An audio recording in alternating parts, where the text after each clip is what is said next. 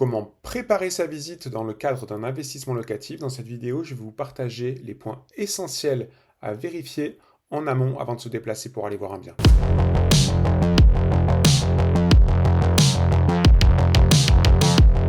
Première chose à faire, c'est de bien connaître la zone dans laquelle vous souhaitez investir.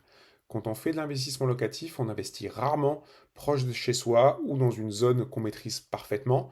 Donc il faut arriver à se forger une conviction à distance grâce à des informations qu'on va aller glaner sur Internet et qui seront confirmées ou non par la visite terrain qu'on fera par la suite. La première source d'information à utiliser, c'est l'INSEE, c'est l'Institut national des statistiques et des études économiques. C'est une vraie mine d'informations. Donc le mieux pour arriver directement sur la bonne page, c'est taper la ville plus INSEE, ça sera beaucoup plus rapide.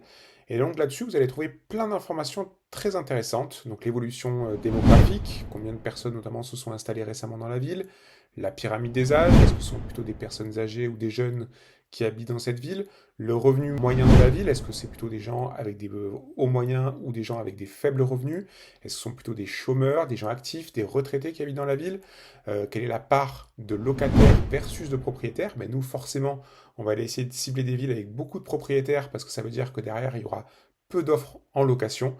Donc voilà, plein d'informations très intéressantes à analyser avant même d'aller se déplacer sur place. Un autre outil super intéressant à utiliser, c'est l'outil de demande de valeur foncière édité par Etalab, qui est un organisme public. C'est un outil qui recense l'ensemble des ventes enregistrées par les notaires sur les 4 dernières années. Donc là aussi, vous allez trouver plein d'informations.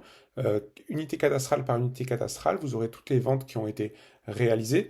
Et contrairement à ce que vous pouvez trouver sur des sites type Meilleurs Agents qui recensent des prix qui sont aussi basés sur les prix de vente, donc qui sont un peu biaisés, là vous avez vraiment les transactions à laquelle les ventes se sont faites, donc c'est vraiment des chiffres officiels. Et donc avant de vous déplacer, le mieux c'est de lister quelques ventes qui ont eu lieu autour du bien que vous allez visiter. Ça vous donnera des arguments et du grain à moudre dans votre négociation avec le vendeur. Donc cet outil est à coupler avec une analyse des annonces des biens en location dans la zone dans laquelle vous allez visiter votre bien. Donc là, le mieux, nous, on recommande de passer par SeLoger, qui est un système de géolocalisation plus fin qu'avec Le Bon Coin, et qui vous permet d'identifier assez rapidement les annonces de location qui sont disponibles à un instant T.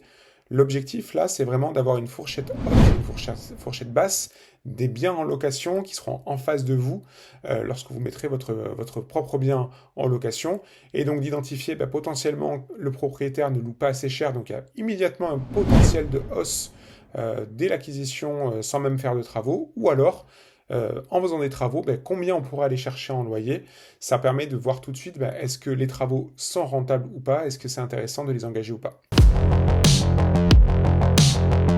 Un autre réflexe à avoir et qui est assez intéressant, c'est taper sur Google ou Google Actualité, immobilier plus ville que vous ciblez ou infrastructure plus ville. L'objectif là, c'est de faire ressortir un peu les projets, les actualités de cette ville et potentiellement d'identifier des grands projets à venir ou des problèmes sur cette ville-là. Je pense à une installation d'usine, une délocalisation d'usine, une arrivée d'une grande école, la création d'un écoquartier. Donc vraiment, l'idée, c'est de mesurer un peu en amont l'attractivité ou non de cette ville-là. Et bien sûr, ça sera challengé par une vraie visite sur place. On vous met 2 références pour chacun de ces objets juste en dessous pour ceux que ça intéresse. Voilà, le fait d'arriver en visite avec ces 2 objets, avec un bloc-notes sur lequel vous aurez mis toute votre checklist des points à vérifier, va vraiment vous crédibiliser par rapport au vendeur. Pour aller plus loin, on a créé un guide 12 fiches pratiques pour réussir son investissement immobilier et c'est gratuit. Pour récupérer le lien, c'est juste en dessous de la vidéo. Donc n'hésitez pas et moi je vous dis à très vite.